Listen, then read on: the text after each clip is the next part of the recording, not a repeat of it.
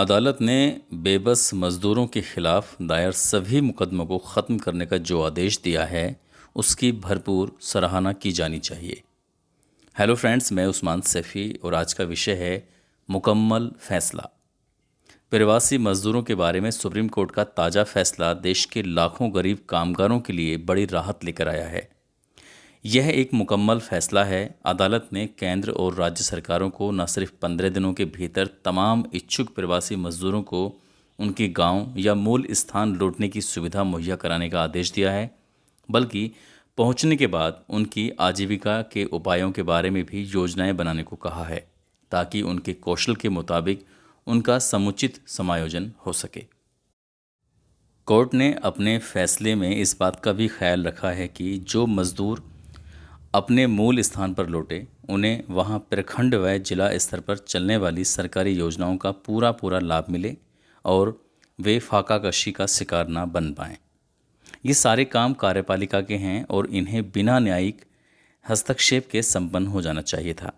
पर supreme court को यदि स्वतः संज्ञान लेना पड़ा और उसके दखल की नौबत आई है, तो यह हमारी कार्यपालिका के लिए कतई सुखद बात नहीं है। बीती 25 मार्च से देश में पूर्ण लॉकडाउन लागू हुआ था और इसके शुरुआती 2 दिनों में ही दिल्ली उत्तर प्रदेश बॉर्डर पर जो मंजर दिखाई पड़ा, उसको देखते हुए केंद्रीय व राज्य प्रशासन को प्रवासी मजदूरों की लाचारी और बेचैनी का अंदाज़ा हो जाना चाहिए था।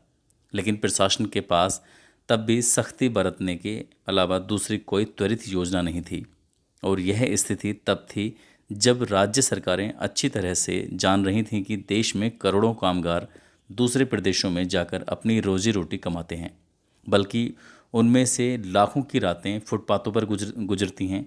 जाहिर है हज़ारों की तादाद में लोग अपने मूल निवास की ओर निकलने लगे और प्रशासन उनकी संख्या के आगे बेबस पड़ता दिखाई दिया।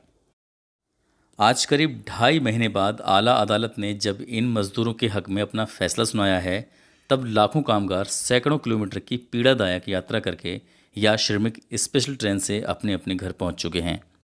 प्रवासी मजदूरों की इस हालत के बरक्स हमारे सामने आज जो तथ्य हैं, वे बता रहे हैं कि हम लॉकडाउन का अपेक्षित लक्ष्य हासिल नहीं कर पाए।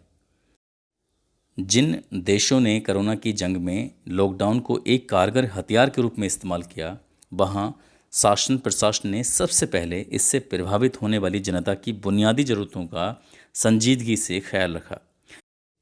निसंदेह हम जैसी विशाल आबादी के लिए यह आसान काम नहीं है, लेकिन हमारा जोखिम भी तो छोटा नहीं है। हम दुनिया के उन शीर्ष देशों में आ गए हैं जहां वायरस का संक्रमण सबसे ज़्यादा है।